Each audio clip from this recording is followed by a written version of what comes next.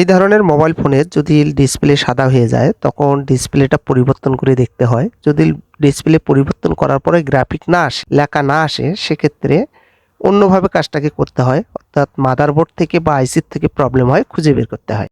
তো আমরা দেখব এটার কোথায় থেকে প্রবলেম হয়েছে। সর্বপ্রথমে এই ডিসপ্লেটাকে খুলে নেব।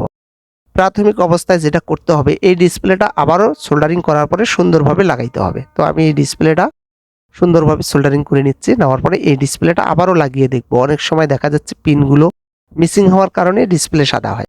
তো আমি এটাকে খুলে সুন্দরভাবে লাগালাম। লাগার পরে এখন ব্যাটারি দিয়ে চালু করে দেখব যে এই ডিসপ্লেটাই আসলো কিনা।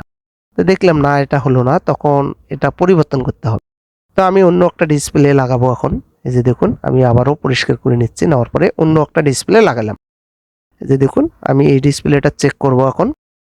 তো এই ডিসপ্লেটাও সাদা আসলো, তো এটাও হলো না, তখন আমি অন্য আরেকটা ডিসপ্লে লাগাবো অন্য ভার্সনে। এই যে দেখুন, আমি আরেকটা ভার্সন লাগালাম। এটা কি হয় সেটাও দেখতে হবে এখন। এই যে দেখুন, এটাও সাদা আসলো।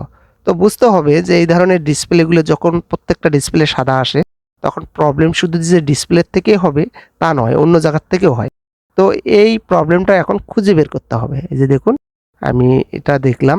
তো মাদারবোর্ড থেকে যেহেতু প্রবলেম, এটা বিল